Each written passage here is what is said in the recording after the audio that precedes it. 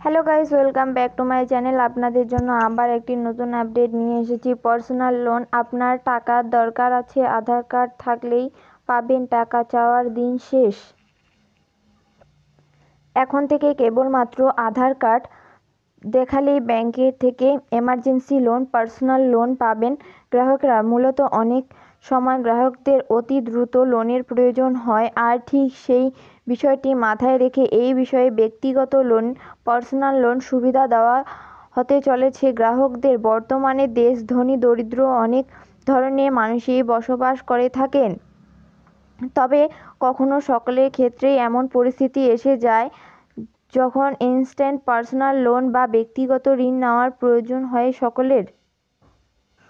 মূলত রোজগার করলেও অনেকেই টাকা ধার করতে হয় নানা প্রয়োজনে। সেই কারণেই বিভিন্ন ক্ষেত্রে ব্যাংক থেকে লোন নিয়ে থাকেন অনেকে।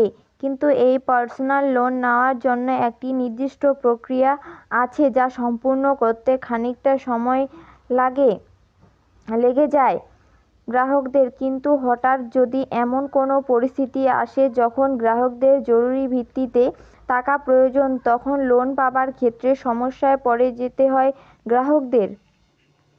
তবে এবার থেকে গ্রাহকদের এমার্জেন্সি অর্থের প্রয়োজন হলে কেবলমাত্র আধার কার্ড, পার্সোনাল লোন দেখিয়ে ব্যক্তিগত লোন পেয়ে যাবেন তারা। মূলত ব্যক্তিগত ঋণ হলো এক ধরনের অসুরক্ষিত ঋণ, যা ব্যাংক ও অন্যান্য আর্থিক প্রতিষ্ঠানগুলি দিয়ে যাকে লোন গ্রহণকারী ব্যক্তির ব্যক্তিগত আয় ও অতীতে ঋণ নেওয়ার অর্থের উপর ভিত্তি করেই ব্যাংক এই ঋণ অনুমোদন করে। ইএমআই বিভিন্ন সহজ কিস্তিতে গ্রাহকদের ঋণ প্রদান করে থাকে। তবে বিভিন্ন ব্যাংক ইএমআই এর মেয়াদ ও সুদের হার ভিন্ন ভিন্ন হয়। গ্রাহকরা নিজেদের সুবিধা মতো যে কোনো মেয়াদ নির্বাচন করে ঋণ পরিশোধ করতে পারেন।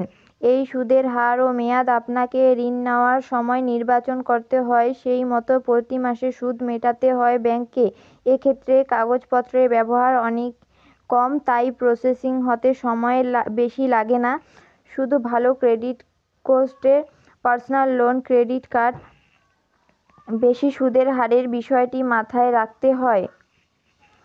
Personal loan apply online criteria.